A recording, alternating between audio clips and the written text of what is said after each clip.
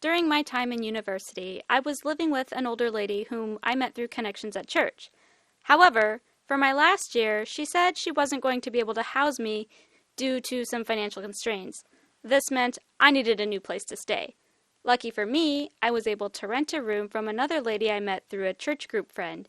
She had been renting the room from this lady just prior, but was now moving somewhere else, so the place was available. My friend gave me odd warnings about this lady, though. I don't really remember. Something like maybe she didn't wash her shower after using it, or something off the wall like that. Not really a deal breaker. I moved in on the last day of September, but I had paid her, for reasons I don't recall, for the last 2 days of September and October. Most of our interactions were civil and friendly. She never sought out my attention or anything, but occasionally, if we were both there at the same time, I'd go down and chat with her to build good rapport. I like to think I'm a friendly person. This was especially important because I got into a small car accident that rendered me carless for the rest of the year, and she was helpful in taking me to certain places a few times. The accident is important later. Fast forward to the first week of November. I made myself some deviled eggs. I left the silverware, a fork, a spoon, maybe a butter knife, in the sink. I'd put them in the dishwasher, but I had no idea if they were clean or just rinsed off dirty dishes, so I put them in the sink just in case. Landlady was not home at the time to ask. I did notice, however, that the past couple of days the dishwasher was left open. Was that a hint? Or was she just letting them cool off, which is something we do at home? Anyway, she never said anything to me about it, so I figured this was fine. I'd just get around to them eventually, like after class or the next morning. What's a few utensils? That was Wednesday of that week. Fast forward again to Friday evening, probably around 7 or 9 p.m.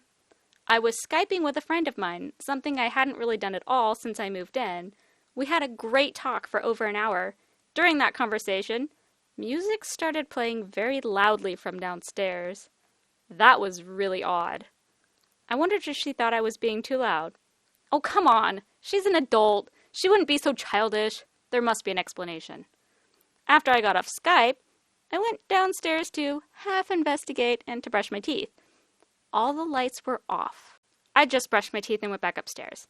I started hearing other noises from downstairs like dishes, so I thought, oh, she must have been hot tubbing and had the music up loud so she could hear it outside, and maybe she finally ran a dishwasher so dirty dishes could go in.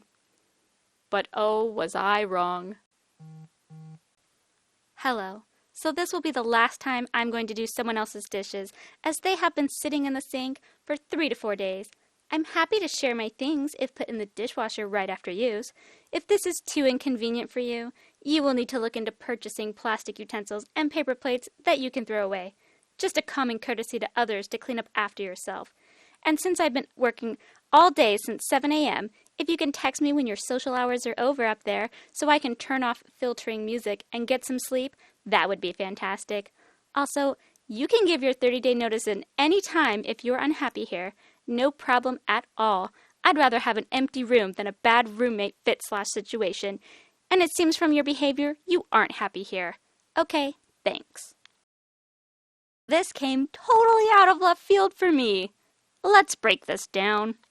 First of all, this is the last time I'm doing someone else's dishes. I mean, technically they're your dishes, just saying. I don't know why she didn't text me about this sooner, or just say something in passing, or leave a note, or anything. What?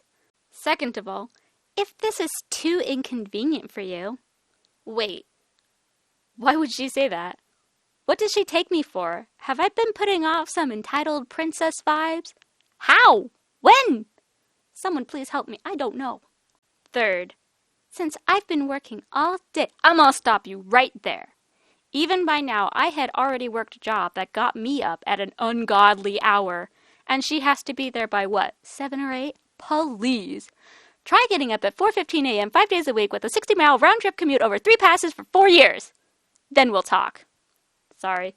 Just reviewing all of this, I have zero sympathy for her. Not to mention, I was a college student trying to study for classes and paying her money to be there. So, shut up. Since I've been working all day, if you can text me when your social hour is over so I can turn off filtering music so I can sleep. You mean to tell me she actually did that instead of just texting me? I found this to be extremely passive-aggressive. I could not believe what I was reading. If she had just sent me a quick text to lower my volume, I would have quickly obliged. But instead, she does this. Now I am very uncomfortable talking with her about anything because I have no idea how to read her. I thought everything was fine and dandy, but now I was questioning everything I knew about her. Fourth, you can put in your 30-day notice anytime. I'd rather have an empty room than a bad roommate. Seems from your behavior you're not happy here. This struck me hard. I was dumbfounded when I read that. Was that a threat? Was she telling me to get out of there? Did she really hate me that badly for leaving a few forks in the sink? How long has she been stewing in these thoughts and feelings? All this time I thought she was nice. I figured living with her would be a breeze. She's a responsible adult and has rented out her rooms before, so she should be on par with this communicating with her boarders thing, right? Clearly I was wrong. I took a while to reply. I didn't want to make the situation worse, so I took my time to respond as maturely as I could in that moment. I said, well, social hour is over, but I think we need to find a more consistent way of communicating so as not to have misunderstandings. I didn't know if the dishwasher dishes were clean or dirty, and I hadn't actually seen you to ask. I apologize, so next time I will just wash them. If you want me to do something, just text or leave a note. I have no problem with that. Shortly after, the music stopped, and I got a text. Okay, thanks. I prefer my dishes to go through the dishwasher. Just assume the dishes are dirty, unless the green light is on the front of the dishwasher, which should be very rare, since I try to empty soon after they are clean. You are most welcome to hand wash your own dishes if you desire, but they can also go through the dishwasher, whatever your preference is. Guess I have issues with stuff left in the sink, obviously. Good night. 2 things I got out of this. 1, I would always hand wash her dishes because I'm petty and she'd never know the difference. And 2, she was a rude butt and I couldn't wait to get out of there. Honestly, I don't know what kind of tone ... obviously is supposed to be. Is that like she's laughing out of relief that I was understanding, or like, I can't believe you're that dumb? Honestly, I can't tell. All I knew was that I was determined to be as invisible as possible. I went out and bought my own silverware and cups, and I never left a dish in her sink again. Instead, this started my habit of hoarding dishes in my room. I would leave them in there until I was good and ready, and when she was good and gone, to wash them myself. This habit carried over to when I had a roommate my first year at my job, and even now, much to my mother's displeasure. You have dishes right now upstairs, don't you? Maybe? I knew she was awful from this experience, but I don't know what I did to make her think that I was awful. All I ever did was leave a few dishes in the sink. Like, at most, a spoon, a bowl, and a cup. It's not like the sink was overflowing, guys. I tried to be friendly and civil. I also tried to be as quiet and unintrusive as possible. I tolerated the noise she made when she had a birthday party for her adult son in the evening near the beginning of my stay there. Did I complain? No. I always paid my rent in full, on time. She never got a bad check from me. So when I told her that I wouldn't be able to keep living with her, remember that accident? It drained a lot of money from me. I didn't expect her to react the way she did. Maybe I should have. Now, I tried finding the text she sent me, but I came up empty-handed, so here's the gist of what happened. I had just found out near the end of December while I was at home on break that there's no way I would be able to afford renting from her anymore and would be moving. I sent her a text to let her know. However, she misunderstood and responded very angrily the next day with things like, if you're going to do the right thing or bail, and yes, if you're going to bail and not keep your end of the bargain, then the room needs to be cleaned out and the key returned today. And, but I really hope with your background and beliefs that you can be counted on to do the right thing. I was shocked to receive those texts and assured her that I never said I wasn't going to pay for that last month and that I would leave it for her the day I moved out. And I did exactly that. I left my check in her living room along with the house key where I said I would leave it, as she was not home at the time, which was a plus for me, even though I would not be living with her there that month. I was still not a total A-word to her, though she'd have deserved it, despite her bad treatment of me. I never used her as a renting reference. I'm not stupid.